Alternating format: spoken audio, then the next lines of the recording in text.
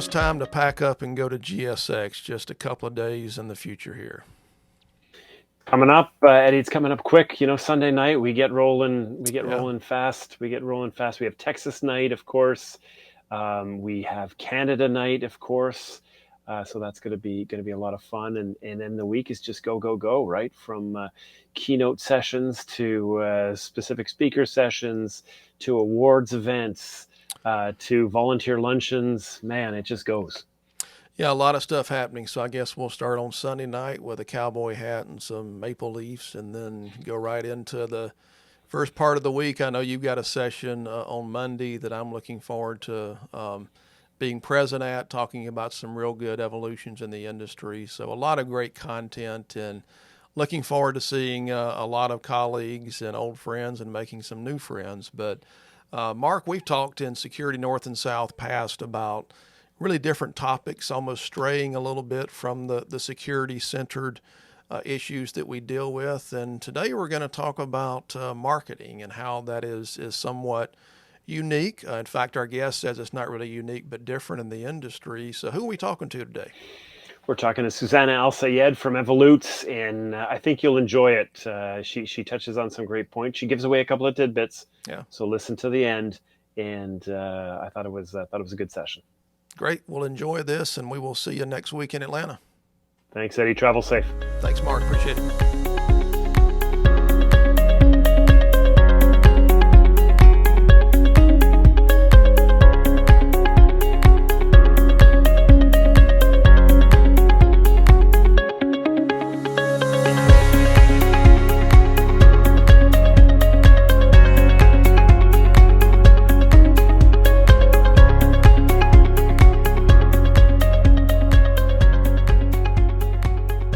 When we started Security North and South, you and I talked a lot about not just engaging in conversations about the security of business, but actually the business of security. And one topic that comes up quite a bit is marketing. So we have a great guest today. Yeah, we do indeed. Suzanna Alsayed, thanks for joining us today. Happy to have you with us. And it's a timely topic. Tell us how you got into the industry. Okay, well, thank you, first of all, for having me on the show and for inviting me. How I got into the industry is through academia, and I met the right people at the right time, and it brought me to the security industry. So right now, I worked in corporate security as an emergency manager as well, and now I am the founder of Evolutz, which is a branding and marketing company that specializes in security, but we also have footprints in other markets now as well. Love it. And Suzanna, of course, is being humble in her description, right? She has won IFSEC Global Top Influencer Awards. She's been named one of the top 25 influencers, by International Security Journal. A couple of top 40 under 40s. I remember those days. She's under 40, top 30 under 30 as well. I barely remember those days, but of course, Canadian Security Magazine, which us on the north side of the border really named her one of the emerging leaders back in 2021. So happy to have you, Suzanna, and thrilled to be talking about marketing and branding and so on. And Eddie's going to get us rolling here. Eddie, you got the first question, killer question number one. Yeah, first of all, I don't feel too outnumbered with two from the north, and I'm taking up the south here, and Suzanna was being humble earlier. That's not a problem that Mark and I usually have when it comes to humility. But we have been talking a lot about topics that impact the security industry. We know your background is in security, so you're uniquely qualified to talk about marketing when it comes to security. But before we get into that, just a general question. We hear a lot about sales and marketing, and I see those two terms lumped in a lot, sales and marketing. What's the difference between a sales department and a marketing department in a security company? So I actually really like this question because you gentlemen are the first ones to ask me that. So we're making progress in the security industry. Yeah. But it is very important to understand the difference between the two. So in simple terms, to simplify, marketing is focused on awareness and building an organizational brand. And so it's beneficial for the current clients and also for prospective clients to be able to know more about the brand that they are associated with. However, sales is turning these views and the interest of these current and prospective clients into an actual client. So that's the difference between the two. It's the behind the scenes of like making things more focused and bringing the brand awareness while sales is closing the deal and getting it to that stage.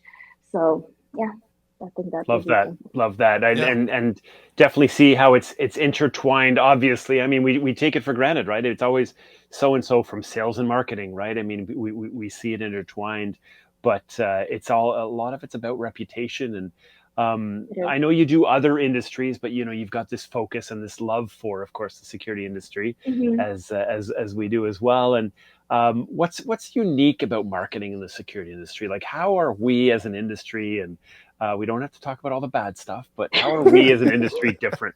How are we different? So different is a good word. I wouldn't say there is anything unique about the industry, but we are different in regards to how we approach marketing within the security industry. So what makes us different is our audience. So we are very particular about the content that we want to digest or even accept.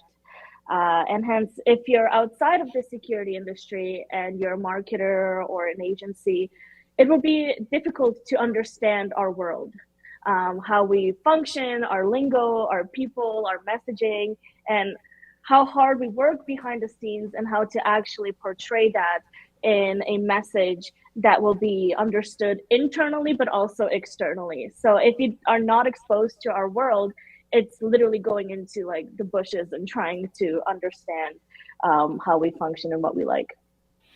Yeah.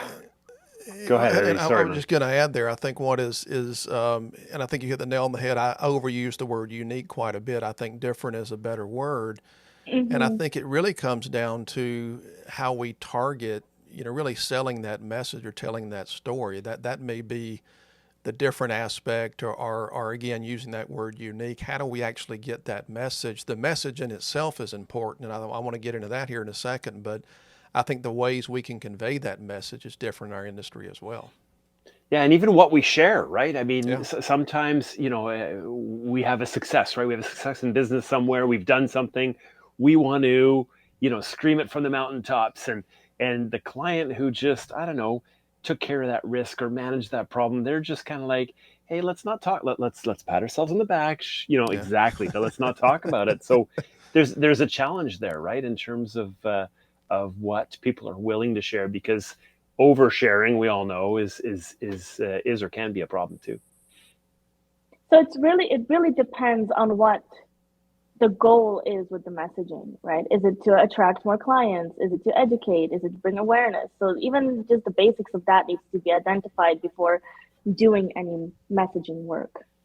Yeah, I'm glad you touched on that, because one of the things, and again, I'm not a marketing expert.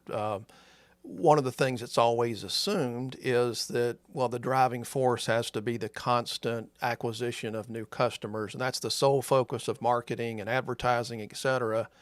And I've always seen it in the security industry. Sometimes the focus is just having a brand image that denotes trust and integrity and credibility, because Mark is involved in the technology side. I'm involved in the personnel and the technology side in a little bit.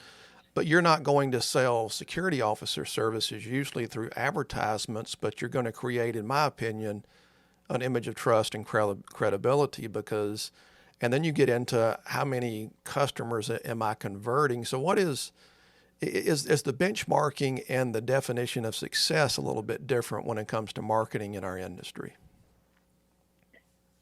That's the $1 million question, I guess.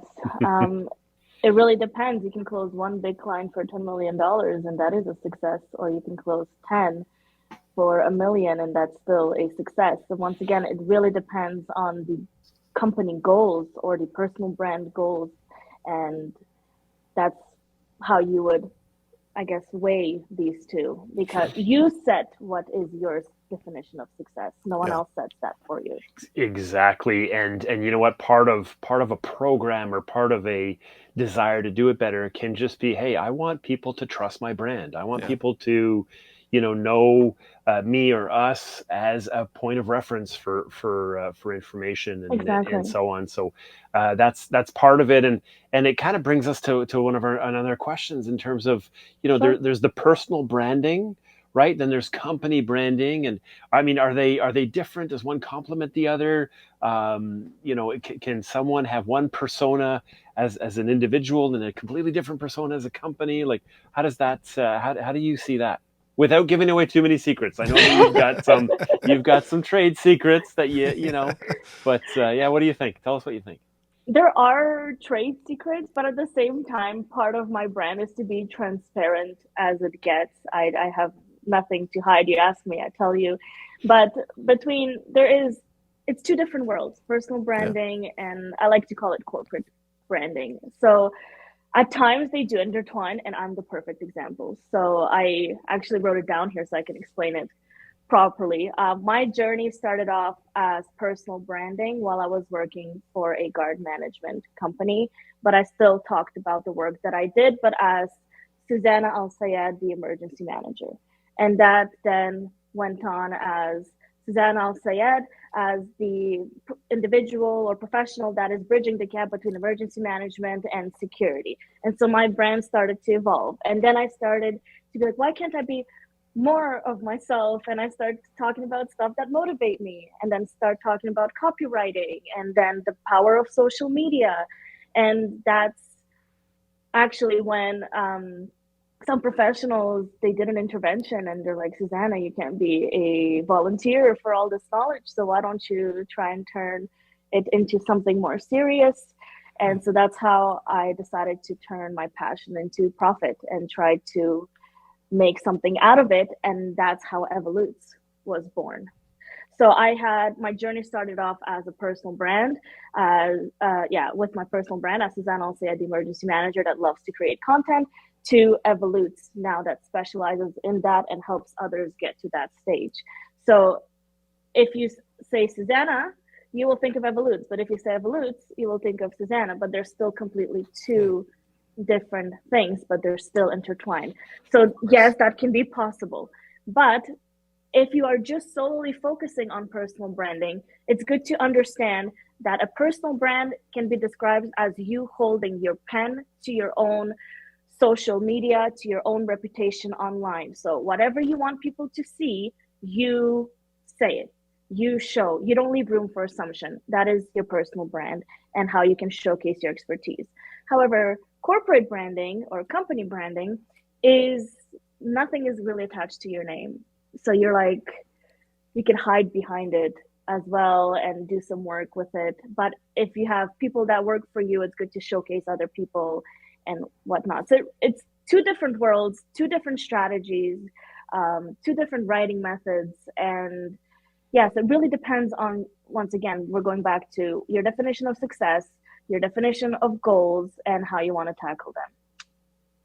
Interesting. Yeah, I think that's a great description. And I'm talking to two people now that certainly have a high profile when it comes to the personal branding. And we were talking before we started recording that we're all getting ready to pack up and go to GSX, and we're going to see a lot of people that do an excellent job when it comes to personal branding. Again, if I'm walking around GSX and I throw out the name Mark Fomer or Suzanna Alsayed, people are going to go, "Oh, I know both those people." And they're going to eventually connect that to Evolutz and RAD and other things you're involved in. And really, a lot of people in security, I think, have to realize how you can leverage both to get sort of more bang for the buck there. And you mentioned that in your answer as well, social media. Again, you've gotten some awards for being under 40. Mark and I aren't getting those awards anytime soon. But one of the things that's changed in our careers is this social media push, where when we talk about marketing, you can't leave out social media. And like Mark said before, we know there's a lot of bad examples. We won't use any names, but how do you really use social media effectively when it comes to branding and marketing? So social media, I always like to say, is a powerful tool if you utilize it correctly. Well said. Because Yes, because if you don't leverage it correctly and you make even one mistake, it's on there forever, and there Yeah. will be one or two people that will see it, and it just spreads like a disease. However, that can be turned good. So if you do something good and one, two, three people see it, and then can be spread, but like a nice ocean breeze, and it can be very good. So it really, I like that. right? Like it can be, it's a really good platform to know how to utilize, but it really depends once again on your goals. So if it's professional goals, LinkedIn is your go-to. If it's more for fashion or commercial or for people to get more of a visual understanding of your brand, that is more Instagram. If it's short, concise, and you just want people's attention, but also consistency, that's Twitter. If it's more video, YouTube would be great to grow. My strength is LinkedIn. Obviously, I live off of LinkedIn. They should charge me for rent at this point. Uh, but I feel like I'm a broken record, but it really depends on your goal, purpose, and how consistent you're going to be. Because no matter what platform or what social media platform you utilize, you have to stay consistent. You can't say that I'm going to launch a product and then you don't follow up with it and people forget. We have a 7-second attention span. If you don't catch Yeah. my attention and you don't make sure that there's breadcrumbs, I'm sorry, but I have like 3,000 other things that I can think Gone. about right now. Yeah, I scroll Instagram and I see like 50 things in a gasp of a minute. So you have 7 seconds to impress me. So how are you going to do that on the platform of your choice? Yeah, you said it. You said it. Powerful tool, I think, is definitely kind of Mm-hmm. how you started that, and like any power tool or anything, I mean, you can really you can hurt yourself too, right? And if you don't do it if you don't do it correctly, and every now and then you get the comments of, oh my goodness, you're this is on LinkedIn and that's on LinkedIn, and you spend too much time. I mean, is there a rule of thumb? Like what's your advice on what's too much, what's not enough, what do you need to kind of be there and be present? I post depending on how much content comes out from third parties. If I have content from third parties, probably 3 to 4 times a week. If I don't have anything, then probably once or twice a week. If I have nothing to say, I'm not going to say anything because I'm not here to just Hmm. To like just if I have say, yeah, like I'm here to provide value and quality and something that you can take something with you, even if it's just a quote that I think might motivate one individual. But if I literally have nothing to say, if I have no inspiration, I'm not going to waste your time. And I think that's how oh, I Hmm. that's kind of. respecting the tool, right? Respect the power Yeah. tool. Mhm. Yeah, Well, as you interesting. said, with great power comes great responsibility. Do you think I don't get like anxious or nervous when I post stuff? Each time I put something out there, I'm like, I have no idea how people are going to react because as you called me that too one day, Mark. Like I challenge the status quo with some of my stuff. Like I post something that's a bit outside of our comfort zone with the security industry, but I still try and test, like, I poke the bear still just to see if people are reciprocated to it or not. But how would I've known if I never tried? So if a Yeah. topic didn't do well, then that's fine. But at least I tried and it didn't do well, then like sit there and guess. Yeah, So yeah. Yeah. Underlying assumption there. I mean, there's some good measuring going on, right? I mm-hmm. mean, Sure. which is important. Yeah. Yeah. Knowing what kind of reaction you're getting, and what we were joking earlier is Mark and I often do about our tens of listeners that consume this podcast and watch the video. But on a serious note, I think you hit on a great point that I had actually jotted down in my notes before we started talking. Is a lot of people, and myself included, and I certainly see a lot of companies, and at the risk of sounding disparaging here, the reason I know it is because I see it. They seem to be pigeonholed, and I've got to post something whether I have good content or not, just so I can have something out there. And so you would say that that actually can be damaging somewhat. Oh So yeah. I get a lot of cases stating like we have 40 to 70 posts a month, and I just have like a mini heart attack because I'm like, this becomes a question of quantity versus quality. Yeah. Because if you post something, a sentence with a photo, and then you post that sentence with a photo 10 times, I'm just gonna mute you. It's like someone that's texting you 10 times the same thing. Hey, you there? Hey, you there? Hey, you there? And it's like, it's the same thing. It's like, So that doesn't work? That doesn't work? I'm Make a note of that, Mark. Eddie, I gotta stop doing that. Eddie, I'm trying that. I'm gonna have to. Eddie, you there? Eddie, you there? But it's the same type of mentality. It's like, how do you want to be approached as a human being, right? If you're not going to text someone 10 times the same thing, why are you going to push some knowledge in their face 10 times over? Like, I'm really not interested. So marketing and branding, it's all human psychology. It's just understanding, like, ask yourself, even if you go like to the basics, ask yourself, would I want to see this? Like, if I'm about to click post, do I really want to see this as a consumer? Yeah. So I got really passionate there for a second. That's okay. That's okay. That's good. I think that was another key tip that we can take away.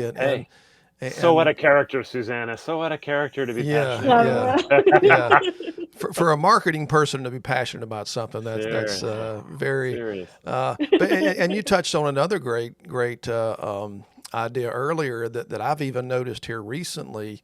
We all consume a lot of content, whether it's on LinkedIn, Twitter, et cetera. And I can tell you, it actually happened to me this morning, where I saw something on LinkedIn, the headline or the sentence really got my attention. I clicked on it, and it was probably 15 pages if you would have printed it out. And I just thought, nah, I'm out.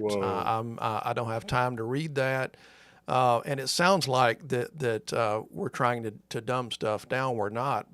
Give me a couple of paragraphs, some visuals, maybe some extra links that I can click for more information. But I see a lot of people making it. I assume it's a mistake. You may say it could or it could not be a mistake. Really having a lot of content, a lot of stuff to consume that people just don't have the time because they're trying to look at 50 other posts.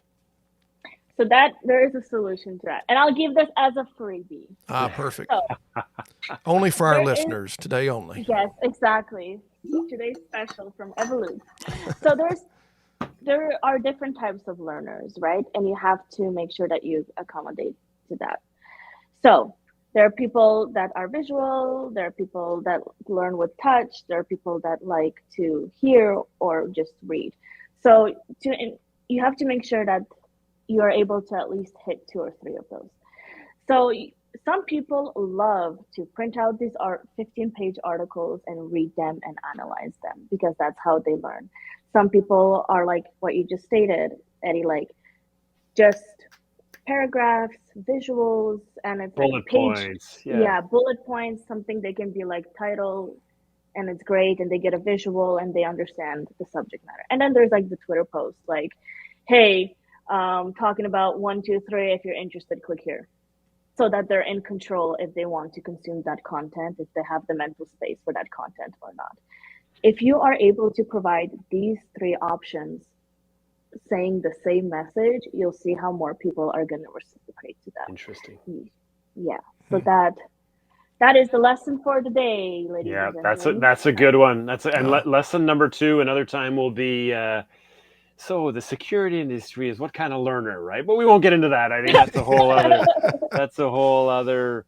Eddie, did you want to jump in on SEO, or are we want to go with the Suzanna's blacklist? You know, which one do we want to go with? Oh Jesus! Well, you've intrigued me on both ends, but one of the things we'll hit SEO quickly and then go on to that intriguing topic, but. When you talk to marketing people, you hear this acronym come up all the time, SEO, Search Engine Optimization.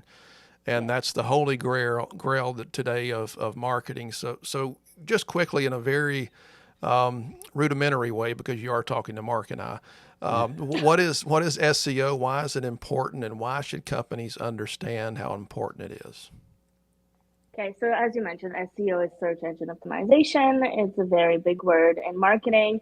So it is a good tool to implement to attract traffic. But it does require maintenance, and I recommend for a specialist to do it, because even though on WordPress you can download a plugin and be like, I'm a SEO specialist. No, like, don't do that. You can actually make it work. It's a good tool to have, but for our industry particularly, I'm just going to focus on the security industry. It's a very competitive thing because we're all doing the same thing. So if you're trying to get some keywords and compete for these keywords, there's like 50,000 other companies that are paying for this type of word to be the first one on Google to provide these services. So it's good to have a basic or even a semi-advanced SEO installed on the website. And when you do publications in your blogs, to have SEO keywords in there as well. But the security world is a completely different beast. Like, if you want to spend $30,000-$40,000 just to get your SEO keywords, you could. That's like the basics. I usually don't go that route. I don't recommend that route either, because even if you skip the SEO part, and this is just from my personal experience, I'm not speaking on any other agencies, if you know your niche and your differentiator, that automatically will make you at the top. And that applies to the security industry as well. But I am not an SEO specialist. I have 3 people on my team that are, and I go to them and be like, hey, what are they talking about? So, but I know the basics. I know how it functions. I took the time to educate myself, especially that it's one of our services. But yeah, that's how much I'm comfortable talking about. Cool. Hey, and you said it right. For something like that, you hire an expert, right? You bring somebody in and turn it around. As security professionals, would you hire a part-time, self-studied, security consultant, right? Like you think about it that way. No, if you want a real risk assessment done, you want to, work on enterprise security risk management, you bring in someone who has the experience, someone who has the credentials, and so on. Exactly. So now, Mark, was I that first guy you were talking about? No, Eddie, no. You fall firmly beneath category 3 there. Shots have been fired. Yeah, you said part-time and self-study. I woke up there as he's talking about me. That's that's funny. That's funny. So we've talked about it a lot, and we're kind of we're wrapping up and gonna move on, and as Eddie said, get ready for GSX, go pack our bags, and so on. Obviously, as an industry, not a ton of change, not all that friendly to change, doing things differently. So what do you see that companies do wrong, right? And don't name any names, right? Don't, especially if they start with Eddie or Mark. But like what do you see that people could do better? Maybe is a more positive way to frame the question. Okay, so I mean, like, just even if we look at different things or different industries, there's always something that we do wrong. So it's not like we are special as an industry. We have a lot to learn as well. But one of the biggest things I think is the lack of consistency. But the main one is, like, companies advertise what they think, like they advertise what they want to hear and what they want to see.